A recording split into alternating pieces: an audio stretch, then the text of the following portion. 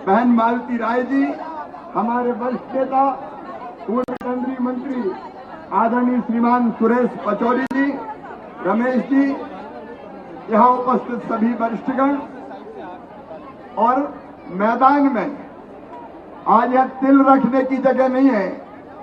इस मैदान में विराजे मेरी बहनों, मेरे भाइयों, भांजे भांजियों, आज सबसे पहली चीज तो हम यही तय कर रहे हैं कि यहाँ एक विशाल भवन बनाया जाएगा ताकि यहाँ खड़े रहने में दिक्कत ना हो, बैठने में दिक्कत ना हो, आयोजन में दिक्कत ना हो। बोलो बनाना चाहिए कि नहीं? तो बोलिए परशुराम भगवान की। भगवान श्री कृष्ण ने गीता में कहा था, यदा यदा ही धर्मस्य ग्लानिर्भवति भारत अभ्युत्थानम धर्मस्य तदात्मानं सृजाम्यहम् परित्राणाय साधूनां विनाशाय च दुष्कृतां धर्म संस्थापनार्थाय संभवामि युगे युगे। जब जब धर्म की हानि होगी, अधर्म बढ़ेगा, पाप बढ़ेगा, अनाचार बढ़ेगा, तब तब उसको समाप्त करने में इस धरती पर आऊंगा। और इसलिए भगवान विष्णु के 6वें अवतार भगवान परशुराम जी इस धरती पर आए, उनको प्रणाम और आप सबको शुभकामनाएं। अश्वस्थामा बलिर्व्यासो हनुमान विभीषण कृपा परशुरामश्च सप्तैते चिरजीविना। वो सदैव हमारे बीच में है, वो हम सब पर कृपा की वर्षा करें, आनंद की वर्षा करें। मैं इतना कहना चाहता हूं कि भगवान परशुराम को न्याय के देवता के रूप में जाना जाता है। उनने आतताइयों का नाश करने के लिए परशु उठाया था, फरसा उठाया था। उनकी प्रेरणा से मध्य प्रदेश की धरती पर भी गुंडे हो, बदमाश हो, नक्सली हो, उनकी खैर नहीं है। मध्य प्रदेश की सरकार पूरी ताकत से उनके खिलाफ अभियान, आज ही 2 नक्सलियों को मारा है। भगवान परशुराम ने समाज में समता और समानता लाने के लिए भूमि के समुचित आवंटन की पहल की थी और वंचितों को, गरीबों को जमीन उपलब्ध कराने के लिए फरसा समुद्र में फेंक के समुद्र को पीछे कर दिया था। हमारा भी उनकी कृपा से संकल्प है, मध्य प्रदेश में कोई गरीब जमीन के टुकड़े के बिना नहीं रहेगा। एक बार मैं फिर भगवान परशुराम जी के चरणों में प्रणाम करता हूं। पिछले साल अनेक मांगे यहाँ की गई थी।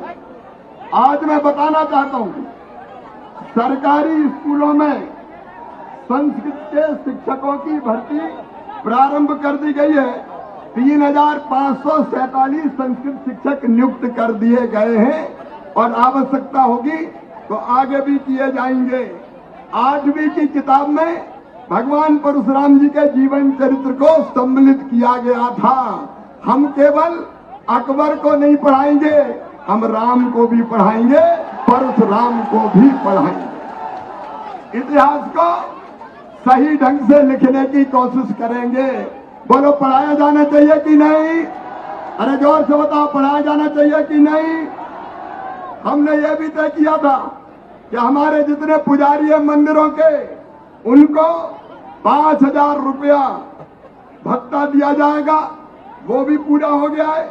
हमने संस्कृत पढ़ने वाले कर्मकांडी बच्चे, वो स्कॉलरशिप से वंचित थे, अब कर्मकांडी बच्चों को सबको स्कॉलरशिप देना प्रारंभ कर दी गई है ताकि वो कर्मकांड पढ़े और आगे बढ़ के हमारे धर्म और संस्कृति को बढ़ाने का काम करें। लेकिन आज बागेश्वर धाम जी भी आए और उनके साथ साथ राम प्रवेश दास जी महाराज जी भी हैं। महाराज जी, ये गुफा मंदिर हमारे धर्म की शान है। आपने जो जो कहा है वो मैंने सुना है। यहाँ भवन सहित, नाले के निर्माण सहित जो जो काम आपने कहे हैं सब पूरे किए जाएंगे। ये भोपाल की आस्था का केंद्र है। बोलो होना चाहिए कि नहीं? तो जोर से बताओ ना, होना चाहिए कि नहीं? तो परशुराम भगवान की। अब हमने एक फैसला और किया है, मंदिरों में सरकार कोई भी मंदिर की गतिविधियों को नियंत्रित नहीं करेगी। और इसलिए जितनी जमीन मंदिरों के नाम है उनको कलेक्टर नीलाम नहीं करेंगे, उनको पुजारी ही नीलाम करेंगे। बोलिए धर्म की। और इसके साथ साथ जो निजी मंदिर हैं जिनमें ट्रस्ट बने हैं, वहां के पुजारियों को भी सम्मानजनक मानदेय देने की व्यवस्था के लिए उनको नियम बना के निर्देशित किया जाएगा।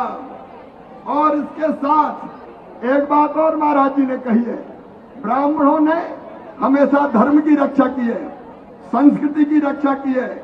अगर आप देखेंगे तो हम सबको बहुत गर्व होता है ये कहते हुए कि ये ब्राह्मण है जो धर्म, अध्यात्म, ज्ञान, विज्ञान, योग, आयुर्वेद, परंपरा और संस्कृति, श्रुति और स्मृतियों के माध्यम से संरक्षित करने का काम करते हैं। उन्होंने यज्ञों, हवनों, शस्त्र शास्त्रों सबको सुरक्षित रखने का काम किया, संस्कृति की रक्षा करने का काम किया। ऐसे कितने विद्वान हैं। वेद व्यास जी महाराज महाभारत लिखा, तुलसीदास जी रामायण लिखी, हर क्षेत्र में ऐसे विद्वान हैं। और इसलिए हमारी धर्म और संस्कृति के जो रक्षक है ब्राह्मण, उनके कल्याण के लिए ब्राह्मण कल्याण बोर्ड की स्थापना की जाएगी। बोलो बनाना चाहिए कि नहीं? तो जोर से बोलो बनाना चाहिए कि नहीं? यहाँ लेकिन सभी जातियों के लोग उपस्थित हैं और सामाजिक समरसता के साथ सबका कल्याण करना ये भारतीय जनता पार्टी की सरकार का धर्म है। हम उस धर्म का पालन करेंगे। मेरी लाडली बहना यहाँ बैठी है। मेरी बहनों, 10 जून से सबके खाते में 1000 रुपया आना शुरू हो जाएंगे। हमारी बहनें दुखी नहीं रहेंगी।